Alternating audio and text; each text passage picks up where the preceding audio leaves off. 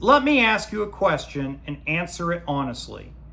Is it more likely that Blizzard creates World of Warcraft Classic Plus, and yes, I'm using air quotation marks because that's not what it's going to be called, but is it more likely they're going to create it for Classic players to have new raids, new dungeons, new leveling oh, wait a minute. Wait. Wasn't that Season of Discovery?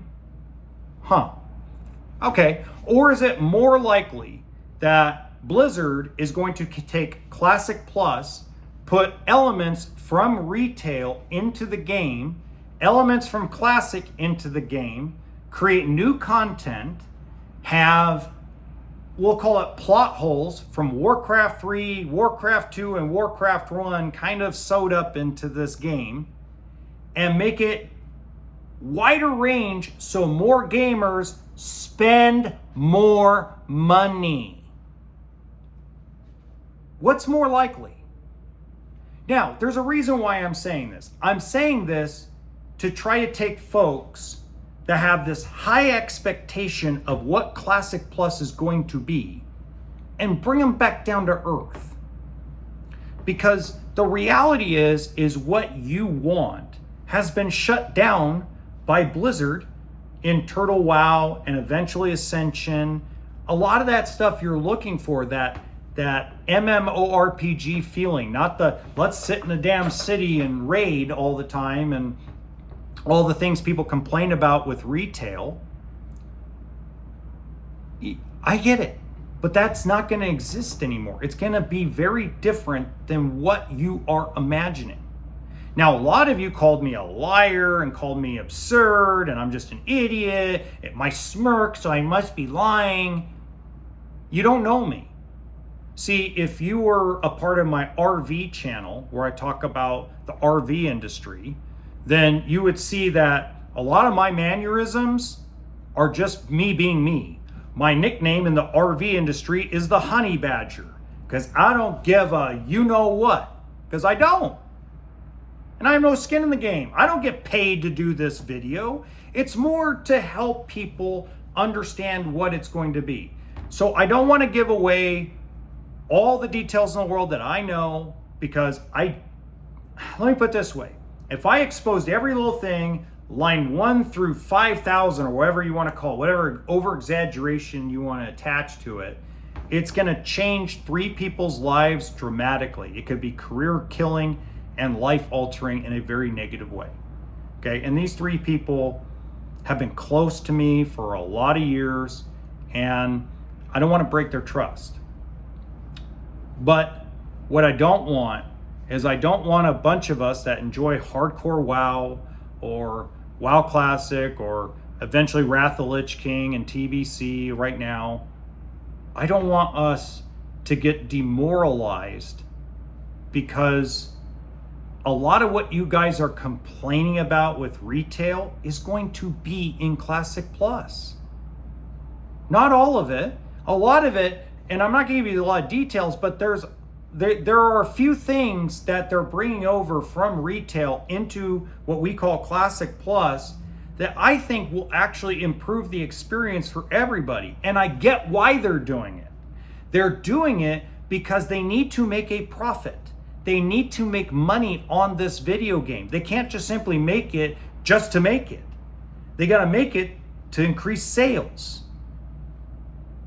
So, but you have to have, you can't just have Classic players play it. It's not going to make enough money.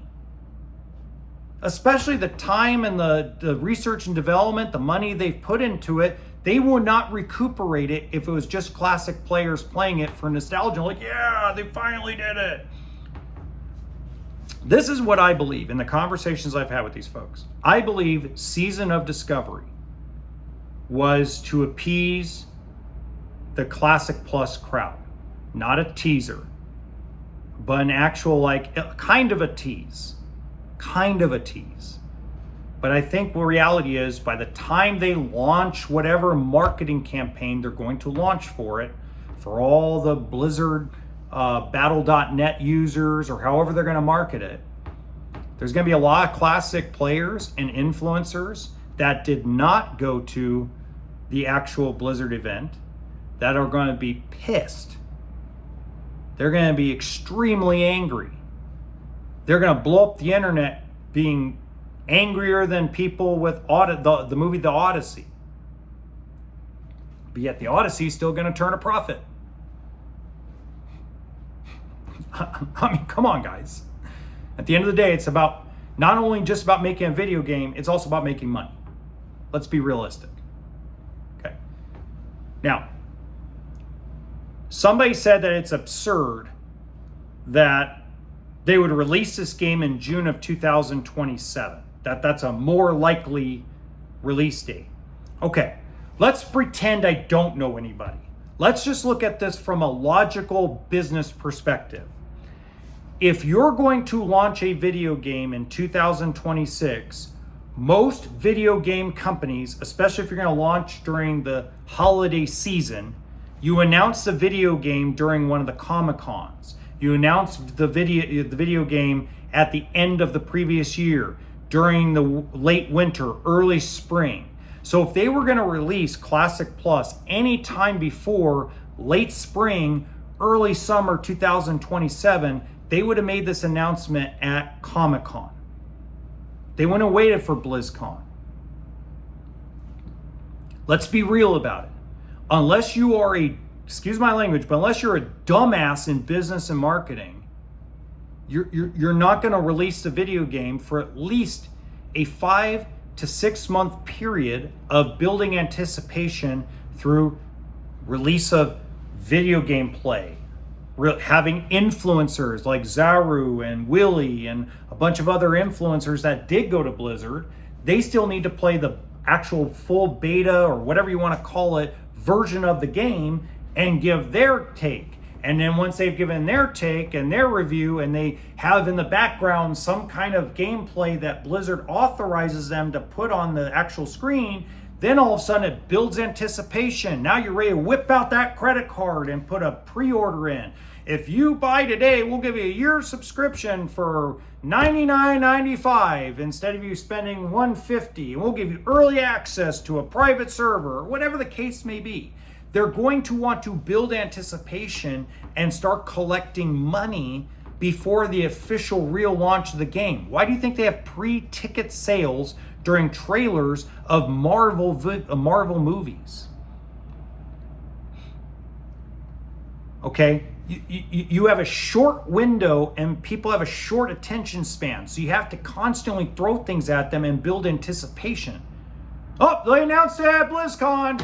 It's coming out October 1st. Really? 2 weeks from now? Has anybody played the actual beta version of it? Has any of the influencers actually been authorized to start talking about it yet instead of breaking their and being able to take off their NDA? I mean, let's be smart. From a business perspective, the earliest they would launch a game like that in a perfect world is they announce it at BlizzCon and it gets released sometime at end of January to early March of 2027. But a more realistic target date would be June 2027. If you go look at the timeline of all the releases they have for different expansions and anniversaries, etc., etc., etc., it would line up with early summer, late spring. And that's without me having information. That's just based on logic and common sense of business. Okay, lastly, we really need to have an understanding of what this video game is going to be.